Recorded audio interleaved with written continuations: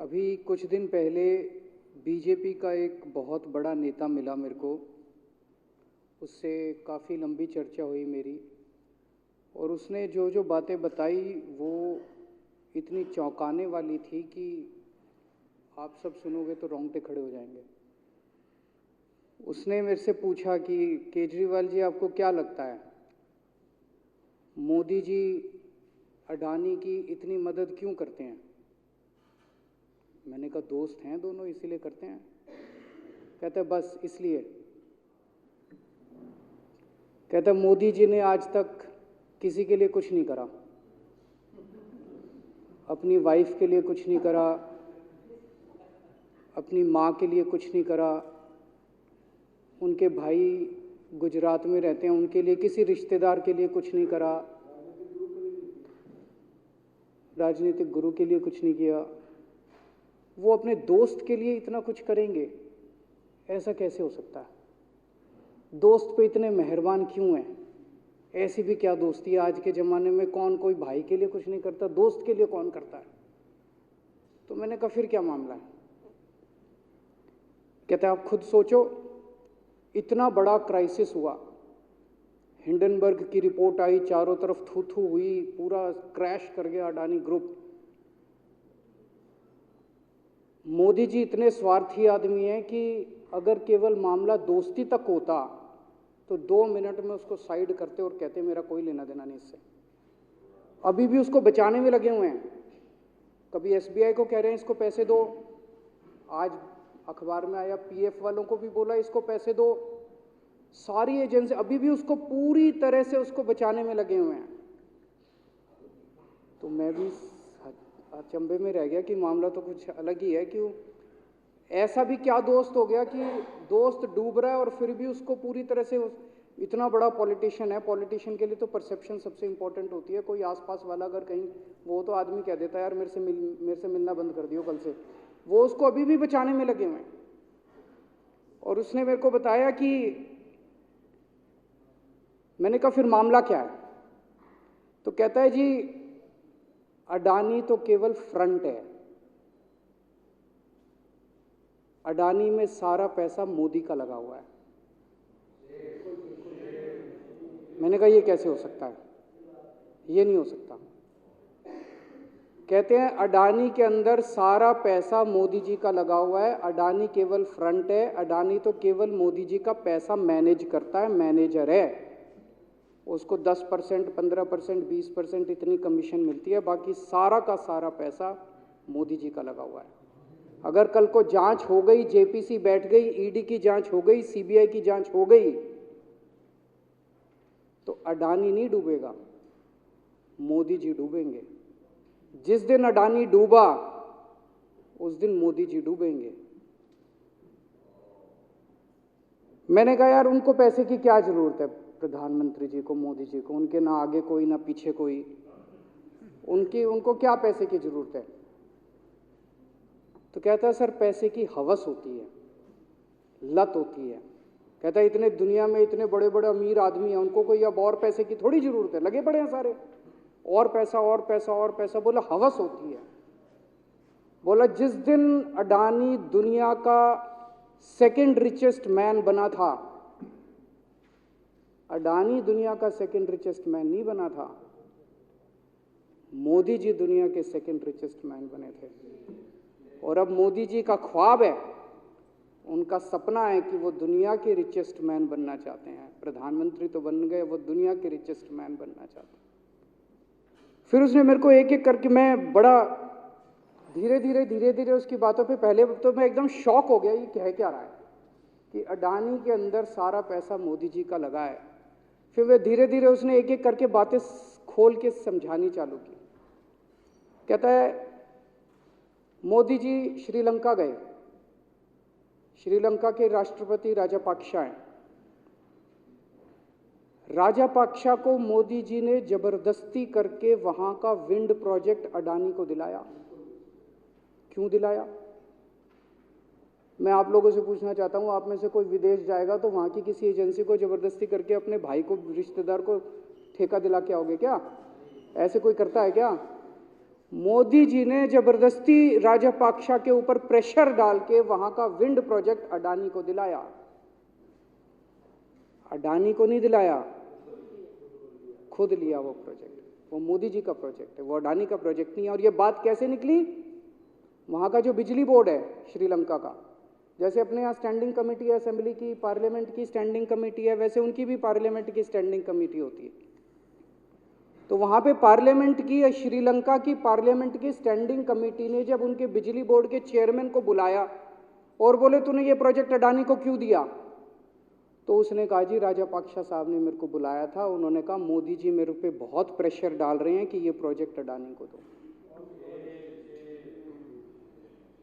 मोदी जी बांग्लादेश गए, बांग्लादेश वालों को बिजली खरीदनी थी, 1500 मेगावाट बिजली 25 साल के लिए। मोदी जी ने वो प्रोजेक्ट भी अडानी जी को दिला दिया। अडानी को नहीं दिलाया, मोदी जी ने वो प्रोजेक्ट खुद लिया। 25 साल तक 1500 मेगावाट बिजली खरीदने का प्रोजेक्ट बांग्लादेश का, वो भी मोदी जी ले आए अपने नाम पे। इजराइल गए, इजराइल के साथ भारत ने कई सारे रक्षा सौदे किए, रक्षा सौदे, वो सारे के सारे रक्षा सौदे अडानी को दे दिए। अडानी को नहीं दिए, मोदी जी ने खुद लिए। अभी 2-3 साल पहले 6 एयरपोर्ट की नीलामी हुई प्राइवेटाइजेशन के लिए, सरकार ने उनकी नीलामी करी, भाई प्राइवेट प्लेयर आके लो। उसमें एक कंडीशन थी कि उसी को दिया जाएंगे ये एयरपोर्ट जिसने पहले एयरपोर्ट का काम कर रखा है। हर सरकारी ठेके में होती है, हम सड़क बनाते हैं, कहते हैं भाई सड़क, जिसको ठेकेदार को सड़क बनाने का एक्सपीरियंस है उसी को दिया जाएगा। हम बिल्डिंग बनाते हैं, हम कहते हैं भाई ये पानी के वाटर ट्रीटमेंट प्लांट लगाते हैं, हम कहते हैं भाई जिसने WTP वाटर ट्रीटमेंट प्लांट इतने लगा रखे हैं उसी को दिया जाएगा। हम सीवेज ट्रीटमेंट प्लांट बनाते हैं, हम कहते हैं जिसको 20 साल का एक्सपीरियंस है, 15 साल का है, उसी को। इसमें भी ये कंडीशन थी कि जिसने इतने साल तक एयरपोर्ट चलाने का काम कर रखा उसी को दिया जाएगा। अब अडानी ने तो कर नहीं, मोदी जी ने तो कर नहीं रखा था, अडानी ने तो कर नहीं रखा था, तो क्या करते? आखिरी मोमेंट पे वो कंडीशन हटा दी गई, बोले कोई एक्सपीरियंस की जरूरत नहीं है। 6 एयरपोर्ट नीलामी पे थे, 6 के 6 एयरपोर्ट अडानी को दे दिए। अडानी को नहीं दिए, मोदी जी ने वो खुद 6 के 6 एयरपोर्ट खुद अपने नाम कर लिए। आज 2021 नवंबर में एयरपोर्ट टेक ओवर किए, 2023 1.5 साल हुआ है।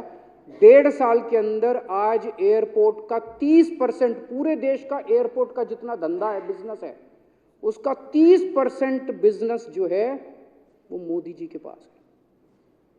30%, 1.5 साल के अंदर इतना बड़ा भारत देश, इतने एयरपोर्ट, 30% एयरपोर्ट का बिजनेस आज मोदी जी के पास है।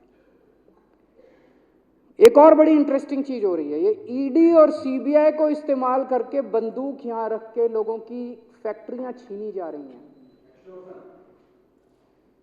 मतलब 10 अक्टूबर 2018 को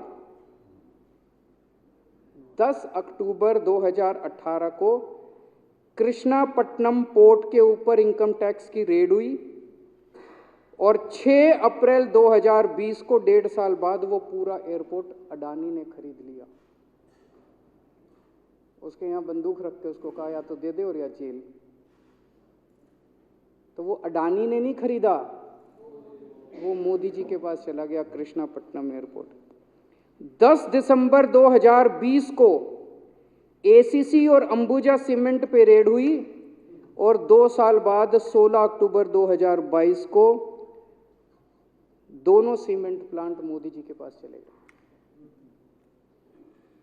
2020 जुलाई को मुंबई एयरपोर्ट का मालिक था जीवीके, उसके ऊपर सीबीआई और ईडी की रेड हुई, एफआईआर हुई और 1 महीने बाद मुंबई एयरपोर्ट जो है वो मोदी जी के पास चला गया, अडानी के पास चला गया। तो ईडी और सीबीआई पे रेड कराते हैं, उसको धमकाते हैं फैक्ट्री वाले को, कंपनी वाले को कि या तो जेल जा और या तेरी फैक्ट्री हमको दे दे। ये इधर तो सुनते थे हरियाणा की तरफ ये टुच्ची, इधर इसकी फैक्ट्री भी छीन ली, पंजाब में भी सुनते थे इसकी भी फैक्ट्री छीन ली, इसकी पूरे देश के अंदर ये इतनी गुंडागर्दी मची पड़ी है कि ईडी की रेड करा देते हैं, सीबीआई की रेड करा देते हैं, यहाँ बंदूक रखते हैं और कहते हैं या तो फैक्ट्री दे दे और या जेल जा। ये क्या चल क्या रहा है इस देश के अंदर?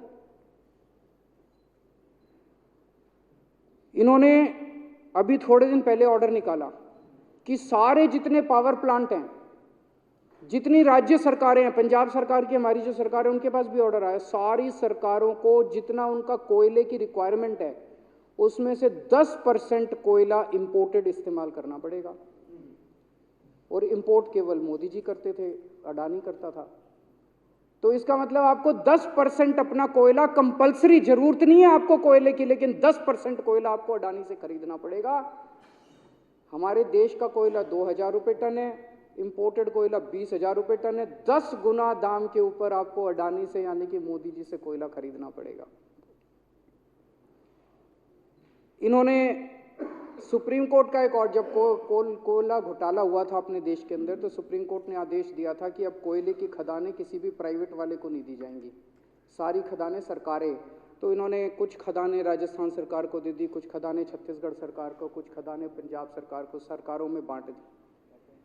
बाकी पूरे देश में केवल राज्य सरकारों के पास खदानें हैं। केवल अडानी के केस में उन्होंने एक्सेप्शन करके अडानी को कोयले की खदानें दे दी और उसमें भी ऑर्डर कर दिया कि 4000 कैलोरी से कम वाला कोयला जो है उसको रिजेक्टेड माल माना जाएगा, जबकि वो सबसे अच्छा कोयला माना जाता है और वो रिजेक्टेड माल इसको फ्री में मिलता है।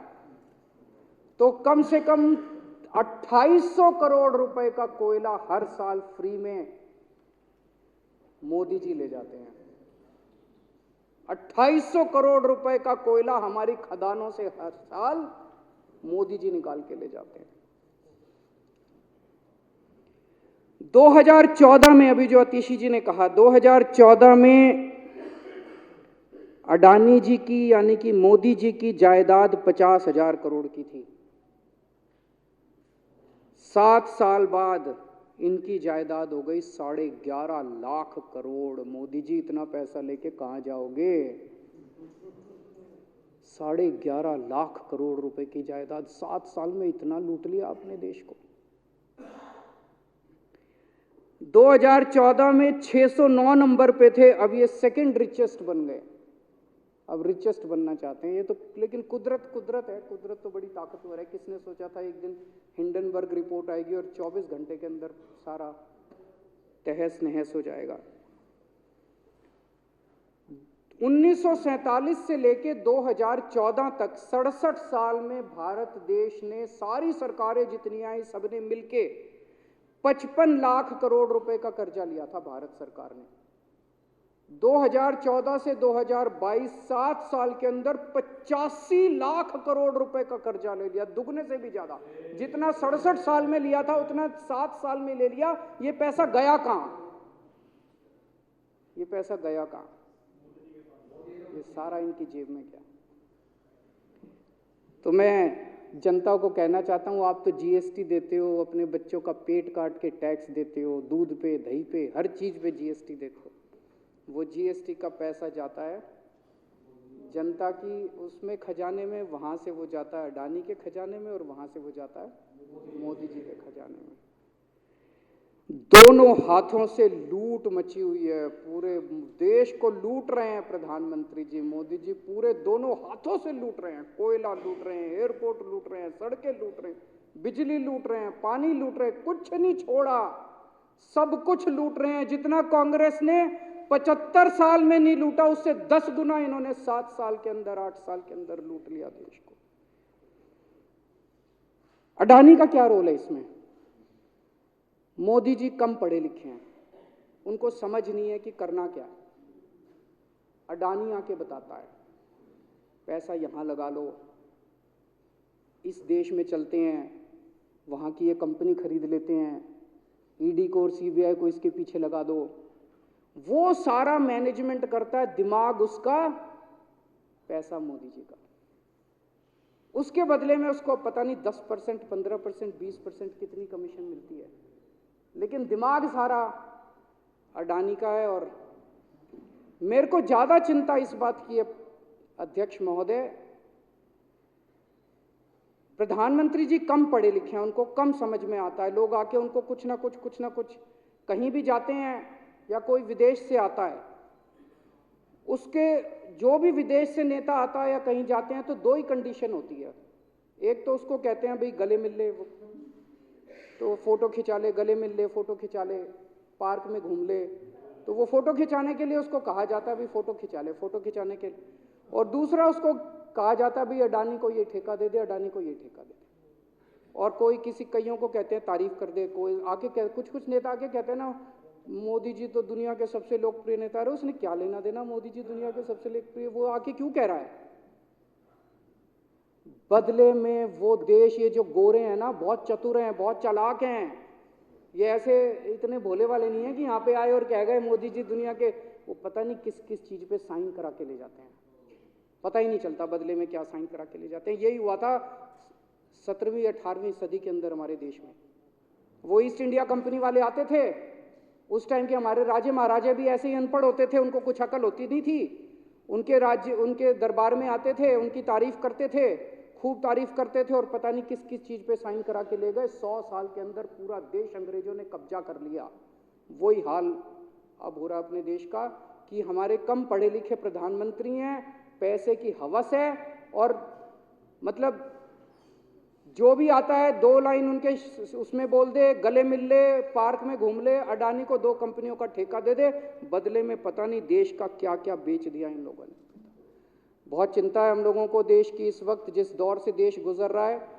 मुझे लगता है कि आज़ादी के बाद से सबसे भ्रष्ट प्रधानमंत्री अगर कोई हुए हैं जिन्होंने देश को इतना लूटा है, तो वो आज मौजूदा प्रधानमंत्री हैं। और उसके ऊपर कम पढ़े लिखे हैं, उनको कुछ पता नहीं, कोई कुछ भी उनसे साइन करा के ले जाता है, किसी को कुछ पता नहीं चलता। मैं संजीव झा के प्रस्ताव का समर्थन करता हूँ।